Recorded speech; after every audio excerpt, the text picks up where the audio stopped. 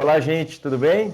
Hoje eu estou aqui com parceria e parceria boa. A live de hoje vai ser com a médica gastroenterologista Isadora Pignaton. É Pignato mesmo que pronuncia, Isadora? Ignaton. Pignaton, perdão. Então, a Isadora, ela vai nos auxiliar hoje com um tema que é disbiose. Essa palavra esquisita, acredito que muitos não saibam o que é, mas hoje vocês vão aprender e vão ver a importância de entender sobre essa palavra ao longo da live. Beleza. Vou passar a palavra aqui para a Isadora para que ela se apresente melhor do que eu já fiz, né? E também dá início aí à nossa live. Pode ir, Isadora. Guilherme. Então, na verdade, minha formação não é gastroenterologia, eu sou cirurgiã geral, eu sou endoscopista e tenho essa área de atuação como gastroenterologia. E sou uma curiosa também das doenças inflamatórias intestinais, eu gosto muito de estudar essa parte de desequilíbrio, né, bacteriano e essa simbiose do nosso organismo, né? E é exatamente isso que é a nossa disbiose, é o desequilíbrio bacteriano que existe no nosso trato gastrointestinal. E ele não acontece só no intestino, ele acontece desde a boca até lá no ânus e pode atrapalhar toda a nossa digestão. Sabe aquela sensação de má digestão, de empachamento, de ficar com a barriga distendida? Isso pode ser um sinal da disbiose, né? Ótimo. De fato, peço perdão aí pelo erro de título de especialização, mas é porque a gente está acostumado a mais tratar de questões do sistema digestivo, então eu acabei me confundindo aqui. É, e essa relação, né, da microbiota, no caso do todo o sistema digestivo, ela tem sido percebida cada vez mais, né? O quão isso pode afetar a população no geral, se essa população de micro-organismos estiver desequilibrada, não é assim? Exatamente. O conceito é exatamente esse, Guilherme. É desequilíbrio entre as bactérias boas e as bactérias ruins que colonizam o nosso trato gastrointestinal. Ou seja, elas já moram dentro da gente, já moram, e elas exercem esse papel de simbiose, elas nos ajudam no processo de digestão e em muitos outros também, né? Em contrapartida, nós damos alimento para ela através das coisas que a gente alimenta. Uhum. Esse desequilíbrio bacteriano, ele acontece por vários fatores que a gente vai desenrolar ao longo dessa história que a gente vai contar aqui. Mas é importante saber que elas desencadeiam um processo inflamatório em todo o nosso trato gastrointestinal. A disbiose leva à inflamação. E a Uhum. inflamação é que leva a todo esse processo de dor, má digestão, de desconforto abdominal, né? E a microbiota, que é o que a gente tanto fala e conhecemos mais como flora bacteriana ou flora intestinal, né? Na verdade, é todo um ecossistema, são muitos micro-organismos que nos ajudam na nossa digestão, né? Tanto para o bem quanto para o mal, como a gente está vendo, né? Mas são bactérias, são fungos, são protozoários que habitam o nosso trato gastrointestinal e que nos ajudam, nos auxiliam nessas nossas funções orgânicas, né? Desde a produção dos hormônios que acontecem dentro dos nossos intestinos até a nossa digestão mesmo. Legal. E eu acredito que as pessoas que estão assistindo a gente agora, gente, só passar uma informação para vocês. Essa live é um bate-papo entre a Isadora e eu, né? Nós vamos tentar passar informações para vocês através desse bate-papo. A gente não vai abrir para perguntas hoje. Vocês podem mandar perguntas aí que a gente vai ver depois, né? E também a gente vai deixar nossas redes sociais anotadas aqui embaixo. Eu vou falar a minha, a Isadora vai falar dela também, mas para vocês mandarem perguntas para nós, se vocês quiserem, né? Vocês podem mandar no meu Instagram, que é @guilhermefonutri, no meu direct lá, e a Isadora pode mandar para o seu também, Isadora? Pode, claro. O meu é Isadora Pignaton, tudo junto, tá? Tá Pode passando aqui mandar embaixo. também para o Instagram da clínica, @clínica plenitude, tudo junto também. Ótimo. Fique à Eu vontade. Enquanto você foi falando, eu deixei todos aqui embaixo, tá? Tanto o meu quanto o seu. E aí, voltando ao assunto, né, da desbiose, as pessoas estão pensando assim, gente, mas como que esses micro-organismos chegaram lá no meu sistema digestivo? Como que eles estão aí comigo? E nada melhor do que... né, não tinha um momento melhor para falar disso do que essa época que a gente está vivendo de reclusão por causa de um vírus, que é, na verdade, parte disso, né? A gente pode usar isso como exemplo. A gente não enxerga, mas ele está aí e ele pode nos contaminar. Nesse caso, é um vírus patógeno, né? Ele vai trazer ali prejuízos para a nossa saúde. Mas existem diversos micro-organismos que, como a Isadora disse, eles têm uma relação simbiótica. Nós ajudamos eles, eles nos ajudam.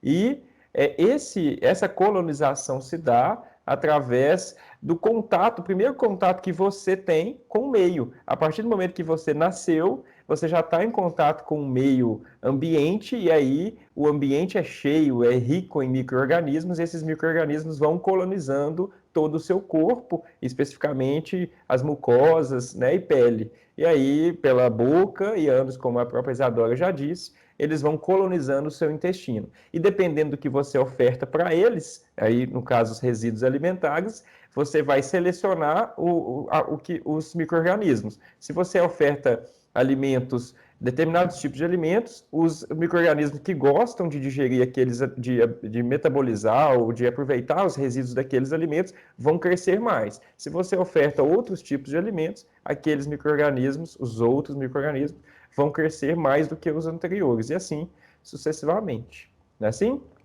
Exatamente, Guilherme. E esses bichinhos, eles adoram uma coisa que a gente tem um costume absurdo de comer, que é o açúcar, né? Porque para nós é energia, para eles também, e eles gostam disso para se desenvolver cada vez mais rápido, né? Especialmente o açúcar que nós consumimos, ele é um excelente alimento para os micro-organismos que não fazem tão bem, né, para nós. Não é assim? Os açúcares menos complexos, né? Esses mais simples, em especial os doces, açúcares refinados, né? Sim. São os mais problemáticos. E aí, a gente pode entrar na onda dos alimentos que contribuiriam para a formação desses micro-organismos no nosso intestino, né? E aí eu vou falar de uma forma mais ampla primeiro, para depois a gente ir aprofundando, tá? Os alimentos que seriam assim, que contribuem para o aumento da população dos maus micro-organismos, aqueles micro-organismos que não vão fazer bem para o nosso sistema digestivo e para o nosso organismo como um todo, como a própria Isadora fala, eu estou acostumando a repetir a fala dela aqui, né, que nosso organismo não é só, vou cuidar do intestino, vou cuidar do fígado, a gente tem um organismo que é uma máquina por completo, então a gente tem que pensar nele no geral, não é assim? Então, se você escolhe determinados alimentos que vão contribuir para um crescimento das bactérias ou dos micro-organismos intestinais que não vão trazer benefícios para o seu organismo, ou seja, vão trazer malefícios, aí você vai sofrer complicações. Quais seriam esses alimentos? Para ser bem generalista, a referência aqui, os alimentos açucarados, como a própria Isadora já disse, e os ultraprocessados, os alimentos que são industrializados demais, que têm muitos corantes, conservantes, aditivos, que não são necessários ao nosso organismo, mas esses micro-organismos maus, eles gostam desses aditivos, e também os condimentados, em sua grande maioria, ali os processados como salsicha, presunto, mortadela, bacon, esses produtos vão contribuir para uma proliferação mais acentuada desses maus micro-organismos. Aproveitando o gancho, quais alimentos, então, eu deveria consumir para que os bons micro-organismos possam ser aumentados dentro do meu sistema digestivo? Aí a gente entra com as hortaliças no geral. E aí, quando eu falo hortaliças, estou incluindo verduras, legumes e frutas. Esses são alimentos que têm que ser base da alimentação da população como um todo, especialmente se essa população quer melhorar a sua microbiota intestinal, a sua flora intestinal. Ainda assim, tem os outros alimentos. Aí a gente pode dividir esses alimentos em pré-bióticos, probióticos e os simbióticos, né, Isadora? Os probióticos são aqueles alimentos que vão ofertar para o nosso intestino mais micro-organismos, mas os micro-organismos bons. Os pré-bióticos são os alimentos que vão alimentar também os nossos micro-organismos, e os simbióticos são alimentos que vão ofertar as duas coisas para o nosso organismo: os micro-organismos e também o próprio alimento, ou seja, é um combo, já vem um micro-organismo com o alimento. Aí eu vou dar alguns exemplos aqui dos pré-bióticos. Os pré-bióticos, eles podem já ser incluídos, o que eu já disse, verduras, legumes e frutas no geral, mas aí a gente pode colocar aquela biomassa de banana verde também, que é um bom prebiótico, um excelente prebiótico, a aveia é um bom prebiótico, né? Aí estão alguns exemplos. E probióticos, a gente vai ser toda aquela classe de alimentos fermentados, que são os alimentos vivos, né? Aí as pessoas vão lembrar muito daquela marca de leite fermentado, que não tem problema a gente falar nome de marca aqui, né? O Yakult. As pessoas vão lembrar muito por causa das propagandas, os comerciais que sempre tiveram aí ao nosso redor. O Yakult, ele tem o quê? Lactobacilos vivos. E isso são os micro-organismos, parte, né, dos micro-organismos que o nosso intestino precisa para ficar saudável. Então, ou seja, o Yakult é sim um produto fermentado, um probiótico, no entanto, talvez um pouco mais industrializado, né? A gente poderia citar também o iogurte. Os iogurtes naturais são alimentos probióticos, né? A gente tem também os germinados, né? Trigo germinado, que não é tanto da nossa cultura brasileira, mineira, a gente não tem tanto essa cultura, mas também, para quem tiver interesse em pesquisar mais, tem os alimentos germinados, tem o miso também, que é da soja, né? É um produto também que não é germinado, ele é fermentado, né? Agora, em relação aos simbióticos, a gente pode falar do kefir, né? O kefir, que é um produto que tem tanto o pré-biótico, que é o alimento para o micro-organismo, quanto os probióticos, que são o próprio micro-organismo. As pessoas hoje já estão conhecendo mais o kefir, que geralmente se consegue os grãos dele por doação, né, de pessoa para pessoa, e essas pessoas cultivam os grãos, deixando esses alimentos, esse kefir, então, fermentar dentro das suas casas. Tem alguma coisa que você queria completar na minha fala aqui, Isa? Pode ficar à E o vontade. kombucha também, né, Guilherme? O Kombucha. kombucha também é um fermentado, também é um excelente simbiótico. Então, simbióticos, lembrando, eles têm o alimento Hum, para as bactérias boas, né? E sim. tem as bactérias boas também. O kefir, ele é uma colônia, né? Então, a colônia são vários micro-organismos, não é um só. Então, ele é bem completo, realmente. Quem tem a disponibilidade de utilizar isso em casa, na alimentação, é muito bom. É realmente um alimento muito rico. Tem gente que Uhum. faz queijos, iogurtes, né? Tem muita coisa, com muitas possibilidades com kefir. E ele foi descoberto lá na Idade Antiga pelos egípcios. Então, não é de agora que a gente conhece os probióticos, né? Já é de muito tempo. Então, é uma Tem, coisa importante que a gente tem que enriquecer realmente na nossa alimentação. se eu não me engano, o kombucha tem citação até na Bíblia, né? Do bebida de vinagre, não é assim? Acho que Exatamente, bebida de vinagre. É, pois é. E ó, você vê o tanto que é antigo, né? Agora nós temos também os probióticos à venda, né? Tanto em farmácias de manipulação, quanto aqueles alopáticos de farmácias normais, né? Aqueles da caixinha de medicamento.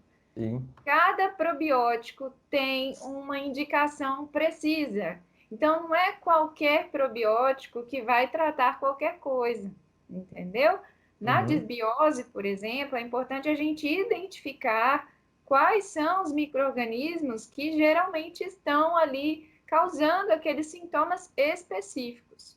Os sintomas da desbiose são diferentes de paciente para paciente. Então, cada um tem uma particularidade, isso é muito importante. Da mesma forma que cada um também vai ter o seu probiótico ideal, tá? Uhum. Então, é importante a gente consultar, não é sair comendo kefir por aí, não, nem comprando as coisas.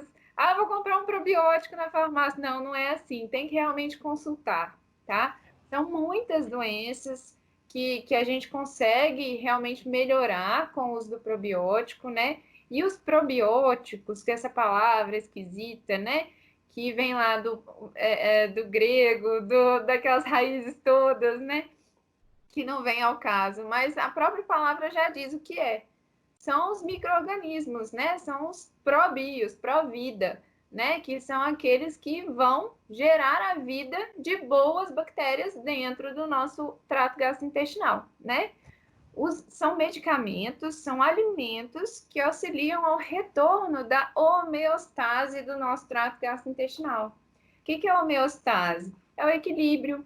É o equilíbrio que a gente tem que alcançar do nosso trato gastrointestinal para destruir, acabar com aquela inflamação que foi gerada, né? A inflamação, a gente tem na ideia assim, inflamação, mas fica vermelho, né? Abre ferida. Geralmente pode abrir ferida. A inflamação, ela é exatamente isso. A gente deixa o nosso intestino, o nosso trato gastrointestinal inchado, né? Esse inchaço acontece também a nível celular. Então, a nível microscópico, a gente consegue identificar isso por uma permeabilidade das nossas paredes, né? Das nossas células.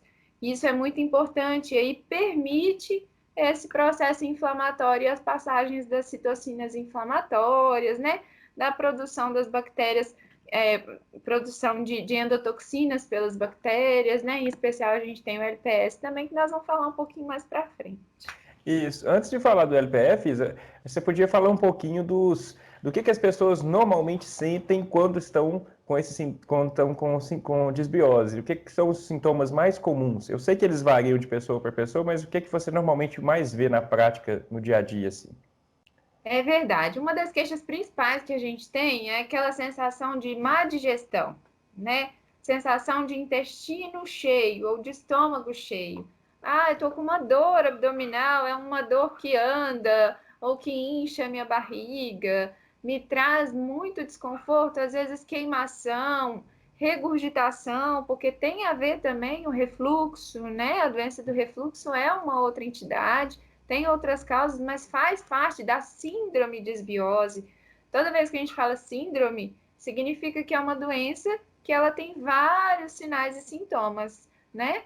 Então, desde a má digestão, desse refluxo, regurgitação, constipação, diarreia, a gente chama de meteorismo, né? Que é a distensão por gases e flatulência também, às vezes eructações em excesso, né? São os pacientes fermentadores. Então, a gente vê que o paciente ingere determinados alimentos e já distende o abdômen, ou então já tem eructações, né? Uhum. As fezes também, a consistência das fezes pode alterar desde muito endurecida para constipação intestinal crônica, até as diarreias, né? As diarreias crônicas. As diarreias agudas, a gente também tem o hábito de tratar com os probióticos, né? A Uhum. gente tem aí há quanto tempo a gente tem a diarreia e a mãe fala, toma aquele Floratil, toma o Repofor, toma... Tem vários no mercado, né? Ou então a água de batata, né? Tem a água de batata e o limão. Esse não tem comprovação científica, então não adianta usar. Tem que ir ao médico mesmo para a gente poder prescrever. Mas Isso. em relação aos outros sinais e sintomas, tem muita gente que tem dificuldade em normalizar os índices glicêmicos, em especial o paciente diabético, usuário de metformina, usuário de insulina, né? Esses de longa data. A alimentação muitas vezes irregular causa o supercrescimento bacteriano, que faz parte também da desbiose, né? Que é essa hiperproliferação das bactérias ruins Uhum. patogênicos do nosso trato gastrointestinal, né? Sim. A diarreia crônica, como eu falei, e o aspecto das fezes, desde das fezes mais aquosa, ácida, fezes que machuca, que causa assadura mesmo, né? Até aquelas fezes mais grumosas, que não conseguem a formação do bolo fecal perfeitamente, né? Muitas vezes tem sangramento intestinal também, porque pode causar algumas úlceras, algumas feridinhas no intestino, isso é importante, tá? Uhum. Muitos casos também de irritabilidade, depressão, né, ansiedade, tudo isso pode ter a ver sim com a desbiose. E uma queixa muito comum em mulheres é a candidíase vaginal de repetição, né? que a gente vê já a candidíase vaginal é uma hiperproliferação fúngica, né? Uhum. De um fungo que já habita a mucosa da vagina e da vulva, né? Então ela Uhum. só se hiperprolifera, se tornando patogênica, exatamente como acontece na desbiose, né? Como se fosse uma desbiose da ginecologia. Mas tudo isso tem a ver. Mais uma vez, né, Gui? Não tem como a gente tirar o estômago, tratar só o estômago, tratar só o intestino, eu tenho que tratar a pessoa inteira, né? Sim, como um todo. E aqui eu vou falar uma coisa que não tirei de estudo nenhum, não tem nada documentado, mas uma coisa que eu vou fazer uma reflexão lógica eu não sei se vai estar certo, isso só o futuro vai dizer para nós, com mais estudos e tal. Eu tenho recebido e atendido, e não sei se, eu acho que por consequência da alimentação atual da população, muitas mulheres, em especial mulheres, com vulvodínia e síndrome da bexiga dolorosa, que eu não sei se poderia ter alguma relação com os micro-organismos. Me parece ser uma coisa emocional, muito emocional e com sintomas múltiplos, com questões múltiplas, né? Mas quando você falou aí da candidíase de repetição e com inflamações dessa região, eu fiquei pensando por que não os micro-organismos não poderiam estar afetando nessas dores assim. Você acha que pode ter alguma coisa no futuro, alguma documentação disso, ou você acha que não vai ter tanta relação com isso? Eu Essas. acho que pode sim, eu acho que pode sim, não dá pra gente excluir não, sabe, Gui? Porque, assim, principalmente nessa época que a gente está vivendo um momento difícil que causa muito estresse, muita ansiedade, a alimentação nem sempre tá regradinha, né? A gente dá aquela escorregada. E tem os fatores internos também, de dentro de casa, né? A vulvodínia, por exemplo, ela tem uma relação estreita com o estresse, né? E se a desbiose ela está associada ao estresse, por que não a vulvodínia? Ok. Né? É uma coisa assim que a gente deve pesquisar mais para frente. Foi um papo que foi uma coisa que veio na cabeça que a gente não tinha nem programado de falar disso, mas eu quis tocar no assunto que eu acho que seria interessante para algumas mulheres que têm passado por isso. Nós então já falamos dos alimentos pré e probióticos de uma forma mais generalizada, né? Você já falou aí também dos sintomas. E aí você falou um pouco, você falou dos sintomas ali da pessoal da glicemia mais alta.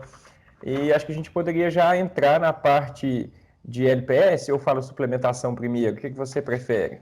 Ah, eu queria que você falasse de suplementação, Gui. Eu adoro suplemento.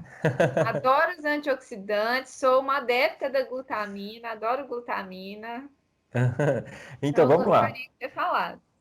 Vamos falar então da suplementação. É o seguinte: como vocês viram, agora vocês já sabem os principais sintomas da desbiose, e vocês já podem identificar: opa, será que eu posso ter isso? Esses sintomas que ela falou, pode ser que eu tenha sentido no meu dia a dia, mas você não se diagnostica. Para o diagnóstico, você busca o médico ou a médica e assim, com o auxílio desse profissional, aí você vai fechar o diagnóstico.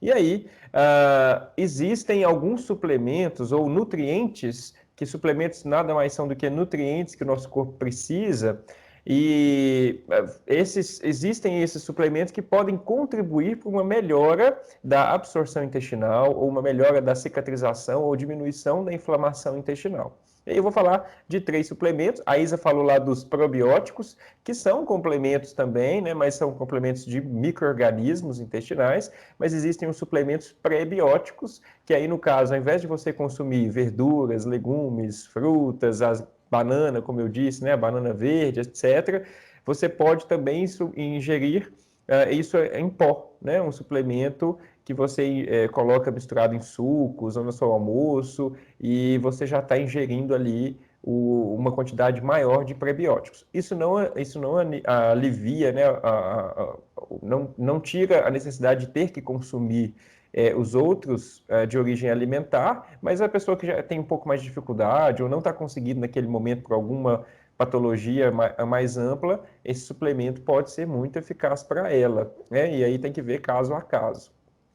Um outro suplemento que pode ser eficaz também é o ômega 3. O ômega 3, sabidamente, ele contribui para uma melhora da inflamação, então ele contribui como um nutriente anti-inflamatório. Ele é um ácido graxo essencial ao nosso organismo. A nossa população especial mineira, que está longe do mar, tem uma ingestão precária desse ácido graxo, que é o ômega 3. O ômega 3 ele está muito presente nos peixes de água salgada, né, nas oleaginosas, mas o tipo de ômega 3 de peixes é diferente dos das oleaginosas, então a gente tem que ficar atento a isso também. E a suplementação com ômega 3 pode se fazer muito interessante por causa da inflamação, como eu disse, ele pode contribuir, ele não é um remédio, viu, gente? Ele pode contribuir para a inflamação e ele tem estudos que relacionam o ômega 3 um ambiente intestinal mais rico em ômega 3 com um maior aumento desses micro-organismos benéficos ao nosso intestino. Então, é bem legal, talvez, a suplementação com esse ácido graxo. O ômega 3 é uma gordura, tá, gente? E a glutamina, por fim, né, que a Isa comentou que é apaixonada com ela. A glutamina, de uns anos para cá, tem sido mais estudada. Ela é um aminoácido. O aminoácido, ele é uma parte da proteína, viu, gente? Quando você pega, o pessoal está mais acostumado em falar proteína, especialmente o pessoal da academia, o pessoal que gosta das dietas aí, já está mais acostumado com a proteína. Se a gente degrada, quebra ela em vários pedacinhos, nós temos o aminoácido. O aminoácido, a glutamina, o nosso corpo consegue produzir sem a gente precisar ingerir. Mas em alguns momentos o nosso corpo precisa de... O que o nosso corpo consegue produzir não é suficiente, ele precisa de um auxílio através da ingestão alimentar. E aí a suplementação de glutamina se faz necessária. Esses momentos são exatamente nessas fases onde tem inflamação intestinal, uma dificuldade de absorção, perda da permeabilidade, como a Isadora aumento da permeabilidade intestinal, como a Isadora já disse, né? A permeabilidade, gente, ela é como se fosse uma peneira, né? Imagina uma peneira de coar-suco. Você tem ali as fibras mais entrelaçadas e tem outras que estão um pouco mais relaxadinhas, né? E aí passa até mais coisa que você não gostaria. O nosso intestino, ele tem que ser mais fechadinho, ou seja, passar só o que realmente é importante para nós. A glutamina ajudaria nessa melhora da permeabilidade intestinal, né? E ela tem alguns estudos relacionando ela com a melhora de absorção intestinal em pacientes que estão debilitados, né? Então, ou seja, nos pacientes debilitados, ela se faz necessária a suplementação. E a debilitado não significa ser uma pessoa só acamada, pode ser uma pessoa que não está acamada, mas ela tem ali a própria desbiose, né, a inflamação intestinal. E aí, quais seriam também, a gente pode comprar esse suplemento em lojas de suplementos, lojas de produtos naturais, mas a gente pode conseguir a glutamina de origem alimentar também, né? Então, os laticínios, as carnes e as laticínios, carnes, leguminosas e oleaginosas, no geral, são ricas em glutamina. Então, se nós temos uma alimentação saudável e adequada em ingestão de proteínas no dia, você provavelmente já tem uma boa quantidade de glutamina ingerida também. Em alguns casos, aí tem que ser a análise do médico junto com o nutricionista, ou da médica com o nutricionista, com a nutricionista, vai ser necessário ainda assim introduzir a suplementação. Certo? Certíssimo, Gui. Eu utilizo muito naqueles pacientes que adoram tomar um laxativo, que tem constipação crônica e gosta de tomar um laxativo. E aí a constipação vai só piorando, ou então vira uma diarreia, aquelas diarreias crônicas de muito difícil controle. Porque a glutamina, ela faz com que o nosso intestino ele volte a ter aquela escovinha. Porque, gente, o nosso intestino não é um liso como uma parede. Ele, lá no microscópio, a gente vê que ele tem uns dedinhos, como se fosse uma escova. E é ali que ocorre toda a absorção. A glutamina, ela realmente faz isso, ela regenera o que a gente chama de borda em escova. A gente utiliza muito a glutamina em suplementos de pacientes internados, realmente, como o Gui falou, né? E em paciente em CTI, paciente crítico, né? A gente utiliza naquelas dietas que vão na veia e até mesmo naquelas que vão na sonda nasentérica, né? Passa a sonda pelo nariz, vai direto no estômago, mas a gente utiliza muito no consultório. Eu tenho muito paciente com doença inflamatória intestinal que faz o uso da glutamina. E não é só para ganhar massa muscular, não, gente. Tem paciente, assim, obeso, e a gente tem que prescrever glutamina exatamente por conta disso. A obesidade nem sempre quer dizer nutrição, né, Gui? Me corrige aí. A Com certeza. obesidade, muitas vezes o paciente está desnutrido, porque está faltando nutriente, está faltando coisa boa naquele organismo. Tem gordura, né? Mas está faltando coisa boa. A Tá? imagem só te cortando um pouquinho. A imagem mais comum da nutrição, da desnutrição que as pessoas têm, são aquelas pessoas caquéticas, né? Muito magras e com quase nada de musculatura e de gordura. Mas, na verdade, a desnutrição é quando o corpo está precisando de nutrientes essenciais para que ele funcione. Então, uma pessoa obesa, ou seja, uma pessoa que tem muita gordura, ela pode sim estar desnutrida, porque ela está com excesso de gordura, mas está faltando um monte de outros nutrientes que o corpo dela precisaria, né? Pode voltar, Exatamente. te cortei aí. E o paciente obeso ainda tem um outro problema. O paciente obeso, Gui, ele é um paciente cronicamente inflamado. Então, a gente Uhum. volta naquela história da inflamação, né?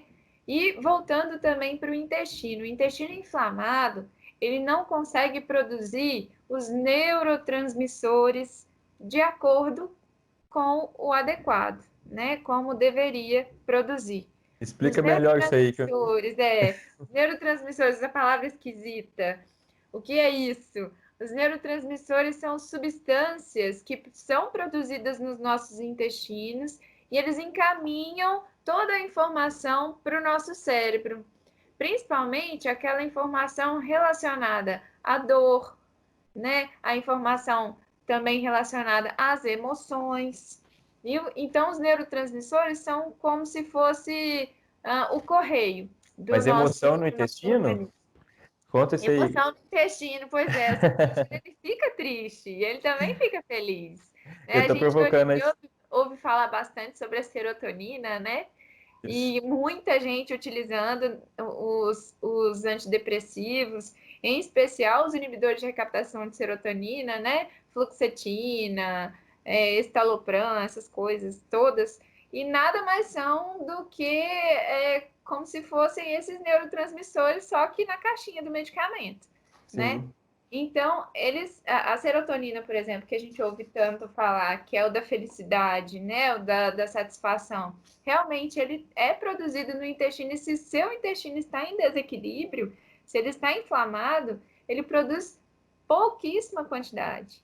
Se está produzindo pouca serotonina, você vai ficar triste. É isso mesmo, exatamente isso. Você vai ficar triste, ansioso, irritado, né? Aí vem o estresse, vem a depressão, né?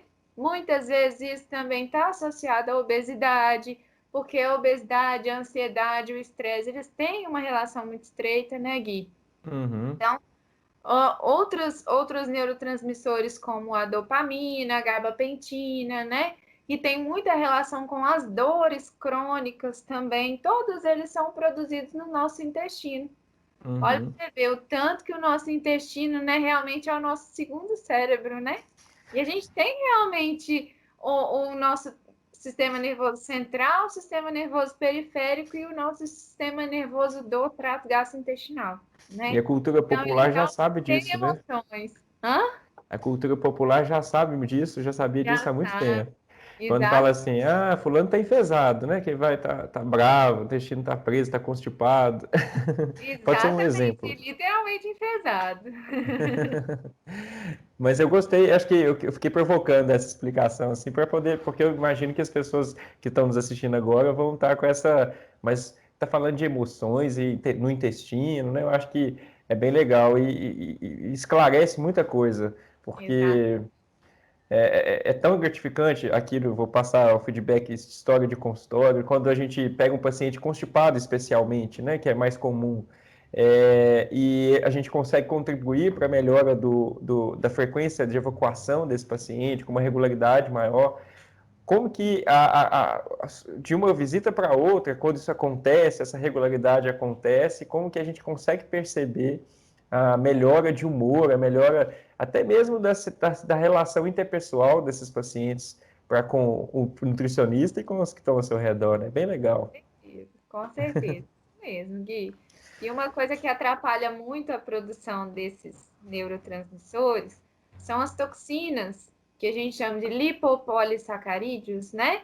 O LPS, que a gente tanto fala, que Uhum, é produzido exatamente por essas bactérias patogênicas, né? sim, Quando essas bactérias malvadinhas, elas produzem o LPS, e ele cai em grande quantidade na nossa corrente sanguínea, aí vem toda essa cascata inflamatória.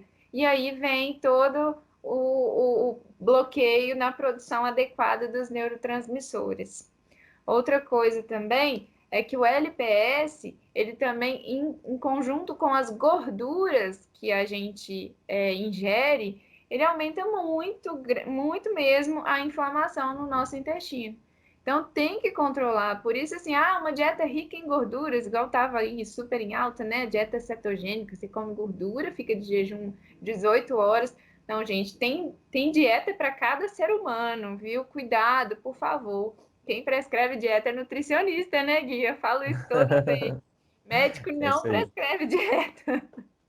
com E certeza. exatamente por conta disso, a gente tem que ter esse equilíbrio. Então, tem que estar de mão dada aí para a gente poder entender o porquê de cada coisa, né? E é importante a gente explicar isso no consultório. Porque se a gente Ótimo. aumenta a ingestão de gorduras em um paciente que já está em desequilíbrio, que já está com um quadro de desbiose que a gente está assistindo, o processo inflamatório vai aumentar, os sintomas vão aumentar. Então, não adianta a gente fazer uma dieta restritiva completamente de carboidratos, né? E lançar a mão das gorduras e vai piorar o quadro. Perfeito. E achei legal a explicação desse LPS, explica muitas questões também, né, relacionada a doenças crônicas não transmissíveis no geral, né, que as pessoas têm e acham que estão só relacionadas a outros hábitos e que o intestino também pode, a saúde intestinal pode estar interferindo nisso também, né? É, E falando, acho que a gente poderia direcionar o assunto agora para a parte de saúde, que a gente está sempre falando, né? Mas saúde barra estética, que muitas pessoas buscam, especialmente no consultório de nutrição. Eu não sei se no seu consultório o pessoal da estética também vem buscar bastante ou não. Me conta aí. ultimamente eu tenho alguns pacientes que eles falam assim, doutora, é verdade que você ensina a emagrecer? Eu falei, não, não ensina a emagrecer, eu ensino a comer direito, é diferente.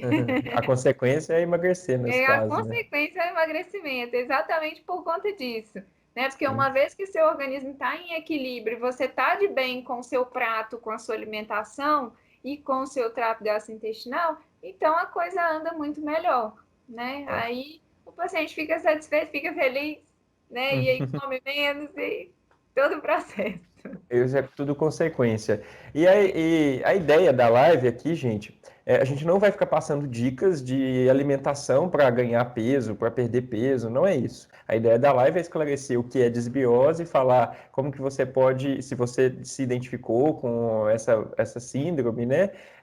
Você pode, o que que você precisa fazer para poder tentar sair disso com apoio, né? Sempre com auxílio. Mas o pessoal que às vezes se identificou com isso e está ali em busca de um processo de emagrecimento, um processo de aumento de massa muscular, e a gente vai falar mais da parte estética, pode ser muito afetado por causa da desbiose. Imagina que nós falamos que o intestino, então, ele perde a capacidade de absorver os bons nutrientes, ou ele absorve os bons, mas também absorve os maus em grande escala. Isso gera um processo inflamatório no intestino e no corpo como um todo. E se você está comendo, às vezes está comendo até bem, está buscando se alimentar, mas está com uma crise, está com uma síndrome desbiótica muito aguda, é difícil você conseguir aproveitar esses nutrientes que você está ofertando para o seu organismo. Então, é importante que você dê uma parada, opa, deixa eu resolver isso aqui primeiro, isso aqui vai me ajudar no futuro a ter um resultado estético que eu estou buscando. Então, conte com o auxílio de profissionais, médicos e nutricionistas, faça um acompanhamento interdisciplinar, porque vai ser um investimento gigantesco que você vai estar fazendo na sua saúde e no futuro você também vai ficar mais satisfeito ou satisfeita com as questões estéticas que você talvez busque agora, né? Conta aí, tem Investimento alguma coisa a acrescentar? permanente e a longo prazo também, né, Gui? Porque o que você faz Isso. agora vai durar para sempre. E é uma coisa que eu sempre digo aos pacientes, especialmente os que vêm buscar exclusivamente estética, eu falo que não tem problema nenhum. A estética, ela faz parte da nossa autoaceitação, né? Então é importante que nós cuidemos dela, mas ela não pode ser o único foco do resultado, da mudança do hábito alimentar, porque quando o resultado, só o resultado é o foco, quando ele chega, a gente abandona os hábitos que nós adquirimos nesse momento, porque, eu já conquistei, então eu não preciso mais. Quando, na verdade, o foco ele tem que ser mais amplo, ele tem que ser numa mudança de hábito. A estética ela vai acontecer por causa desse foco de mudança de hábito e a consequência é você permanecer com o resultado adquirido uma vez que você mudou de fato o seu hábito, os seus hábitos de vida. Aí eu não estou falando só de hábito alimentar, mas os hábitos de vida no geral, né? Exatamente. Você falou então de sintomas, acho que eu pedi para você falar dos sintomas antes, mas eu acho que porque cabia naquilo que a gente estava falando, né? Você falou da distensão abdominal, refluxo, Mas má ainda tem digestão. muita coisa, ó, dislipidemias, né? A hipercolesterolemia, que é o que a gente fala, colesterol alto, triglicérides elevados também, essa dificuldade de emagrecimento, a obesidade, né? Em especial aquela gordura visceral, que é aquela gordura, a famosa barriga de cerveja, né? Que você vê aquela barriga dura e a gordura ela tá toda intraabdominal, entre as vísceras, né? Esse depósito de gordura maléfico também é aumentado, né, pelo Uhum, desequilíbrio causado pela desbiose, a dificuldade em ganho de massa magra, né, já que a gente está falando em estética, a uhum. dificuldade de ganho de massa magra, algumas pessoas que têm enxaqueca crônica também, a gente tem visto muito isso, sabe? Não só Uhum. constipação intestinal, mas lá na cabeça, aí a gente falou dos neurotransmissores, né? Que são aquelas substâncias que enviam as informações. Falo que é o WhatsApp do nosso organismo, são os neurotransmissores, né? Sim. E a gente não consegue simplesmente separar as coisas. Se tem alguma coisa inflamada no seu organismo, você é uma pessoa inflamada. Então, vai ter dor de cabeça, que é a resposta da inflamação lá no cérebro. Às Uhum. vezes vai ter essa distensão abdominal, às vezes vai ter refluxo, às vezes vai ter depressão, às vezes vai ter um transtorno de ansiedade também, às vezes vem a candidíase. Então, não é tudo junto, não, viu, gente? Não tem essa pessoa que sofre de tudo isso, não. Mas são sinais e sintomas, né, que podem estar relacionados. Outra coisa também que a gente tem visto muito, Gui, são as alterações da tireoide, dos hormônios tireoidianos, que Olha podem só. estar sim relacionados, né? E aí vem mais uma vez aquela dificuldade do emagrecimento, né? Que muita gente busca pela estética. Para os pacientes que sofrem de síndrome do intestino irritável, também sim a desbiose está associada à síndrome do intestino irritável, né? Mas é a mesma coisa? Como que é? Não, não é a mesma coisa, tá? A síndrome do intestino irritável, ela tem relação com estresse, tem relação com alimentação, né? Mas, assim como a desbiose, mas são duas entidades diferentes que tem que ser feito o diagnóstico em consultório, isso é muito importante. A gente tem que fazer muitos exames, muita coisa, até a gente chegar nesse diagnóstico de síndrome do intestino irritável. Não é um diagnóstico que a gente chega no consultório pela primeira vez e vai receber isso, não. A não ser que você venha com uma pilha de exames, aí eu consigo identificar.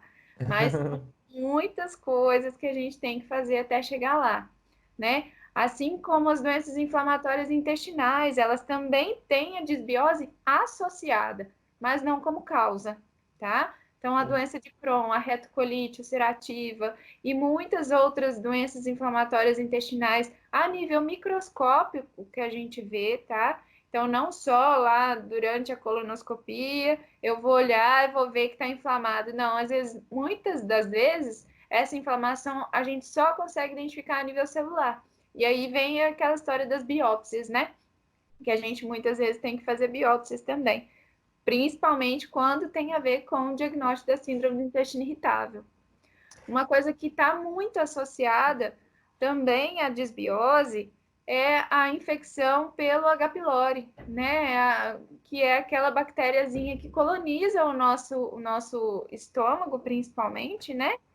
E ela causa úlceras, causa câncer gástrico, e é importantíssimo o tratamento dela. Então, ela também faz parte dessa síndrome disbiótica, né? Do desequilíbrio bacteriano. O H. pylori, ele não se instala simplesmente na primeira vez que você ingere um alimento contaminado com a bactéria. Ele se instala porque ele chega lá e ele encontra um ambiente favorável, né? Então ele já chegou lá, já tinha um ambiente preparado para ele poder se instalar e fazer aquele processo infeccioso, tá? E também é uma síndrome disbiótica, viu? Porque é um desequilíbrio bacteriano, uma vez que a gente trata também com uso de antibióticos, né? Uma coisa importante que a gente não falou ainda, o uso de antibióticos, né? Já ia te lembrar. Uso crônico dos antibióticos, muita gente que tem infecção urinária de repetição, muita gente tem rinite alérgica, chega no consultório pedindo, doutor, eu tô com um quadro de sinusite crônica que só melhora quando eu tomo determinado antibiótico. Nem sempre, gente, nem sempre melhora só com antibiótico, não. Muitas das sinusites são virais, cerca de 95% das sinusites são virais e não precisam de antibiótico. Toda vez que a gente usa um antibiótico, a gente está causando um dano para o nosso organismo também, né? Uma vez que a gente usa um medicamento que atrapalha, que mata as bactérias, ela não vai lá matar só as bactérias ruins, não, que estão causando aquela determinada infecção. Ela vai matar muita gente ali dentro do nosso trato gastrointestinal e vai vir um desequilíbrio. Por isso que é importante o uso dos probióticos e uma alimentação adequada quando a gente faz o uso dos antibióticos, né? Outro medicamento que a gente vê muito relacionado, outros, né, são os anti-inflamatórios. Tanto os anti-inflamatórios esteroides, né, que são os corticoides, mais uma vez, paciente com doença inflamatória intestinal, asma, né, que usam esses medicamentos por longa data, pacientes com doenças reumáticas que usam por muito tempo, eles podem sim sofrer de um quadro de desequilíbrio bacteriano desencadeado pelo abuso desses corticoides. Assim como os anti-inflamatórios não esteroides, né? Que a gente tem tantos aí no mercado. E tem gente que abusa, né? Não usa assim com frequência, mas Regularmente, né? abusa. São os celecoxibes, né, da vida, os ibuprofenos, nimesulida, que o povo adora, e tem aquela dorzinha no joelho, vou ali tomar um anti-inflamatório. A Calma, gente. turma do meu futebol ama a nimesulida. Exatamente, Eu fico exatamente. xingando eles lá. Eu vou tomar nimesulida ali, vai para amanhã eu tô bem. Calma. É, É assim. E tem gente que tem enxaqueca, dor de cabeça diária e toma, por exemplo, anti-inflamatório por vários dias consecutivos. Isso causa um processo inflamatório muito intenso no nosso trato gastrointestinal. E aí vem, mais uma vez, atrapalha também esse equilíbrio bacteriano. Né, ótimo. Gui? Foi excelente esse esclarecimento, porque é algo que eu tento contribuir aqui nos trabalhos nas redes sociais também e dentro do consultório. Os medicamentos, eles estão aí, eles foram feitos para determinadas situações, eles são para ajudar, mas o uso indiscriminado deles pode afetar muito o nosso sistema do organismo como um todo, né? E isso não vai afetar, tipo, tomei hoje, amanhã. É a regularidade, a frequência, a usabilidade disso com longo prazo é que vai interferir para um prejuízo do seu organismo que, como a Isadora disse, não significa que as pessoas vão ter o mesmo sintoma porque tomam aquele medicamento. Não, as pessoas vão ter sintomas diferentes, mas a causa pode ser a mesma, né? Um uso indiscriminado do medicamento, né? Então, ficar atento a isso aí. Nós temos que falar também, eu vou deixar aqui uma imagem que não é tão legal, né? Mas a gente vai falar da tabelinha. Pode começar. Você fala, depois eu falo. É, é, aquele assunto que não tem jeito, né? Todo mundo tem um preconceito de falar sobre as fezes, né? Ah, meu Deus, vou falar de cocô. Ah, nem já tô até acostumada. Os meus seguidores já estão acostumados também, Já porque estão muitos são acostumados, meus né? pacientes e eles já sabem que eu Exatamente, sempre pergunto aqui no consultório. Mas começa aí, depois eu continuo. Explica o exatamente. A que gente que é tem uma isso. escala, gente, para a Imagina gente que ela está na tela, hein? tá. a gente tem que identificar como está as nossas fezes. Então, a gente tem que olhar realmente, porque elas falam muito sobre a saúde do nosso intestino, do nosso trato gastrointestinal. Como eu falei antes, às vezes fezes ácidas podem causar assadura, né, desconforto e até mesmo muitas vezes fissuras anais, né? E não só pelo uso de papel higiênico, a gente fala assim, não uso papel higiênico porque vai dar fissura. Mas as próprias fezes, né, a consistência das fezes pode alterar, sim, esse processo, tá? Então, assim, a primeira imagem que a gente tem que ter, a escala de Bristol, né? Da escala de Bristol. A primeira é o famoso cocô de cabrito, né? Aquelas bolinhas. Essa, gente, é o estado das fezes mais endurecidas. Você já Então, fez você assim? realmente. Hum, Você já fez cocô assim? já, com Eu certeza. também. É muito ruim, né? Você olha É muito demais. ruim, muito ruim. Eu fui uma constipada crônica, assim, muito tempo até eu identificar todos os meus problemas, né? Pode continuar, eu te cortei aí. Não, sem problemas. Que a gente chama de fezes ensíbalos, né? Que é o tipo 1, que é o super ressecado. E aí a gente passa para o tipo 2, que é como se fosse aquele monte de bolinha grudadinha. Ainda você está constipado. O tipo 3 já começa a ter um formato mais homogêneo, mais uniforme, mas ainda está com algumas ondulações, né? Muitas vezes com resíduos alimentares, que é comum de acontecer, né? Quando sai folha, gente, é bacana, significa que está funcionando legal. Viu? Quando sai folha, não se assuste. Aquela história do milho sair é ótimo, que bom, tá saindo legal, viu? Outra coisa, as fezes tipo 4, né, que a gente fala que é o top, que é aquela lisinha que Salsichinha. sai, sentou, acabou, ela sai sem nenhum problema, né, Gui? Essa é a Sim. mais, Essa eu fico é a mais feliz quando o paciente. adequada. Guilherme, cheguei na 4. Aí eu, opa, é isso aí. Exatamente, cheguei na 4. Ontem eu Tem que estava até que conversando com uma paciente. comemorar. Ela falou assim, ai, tô tão feliz, eu fico olhando ainda antes da descarga. Eu falei, é isso mesmo, porque as pessoas ficam felizes, porque se sentem bem, né, quando a frequência de evacuação e a consistência, tá tudo certo.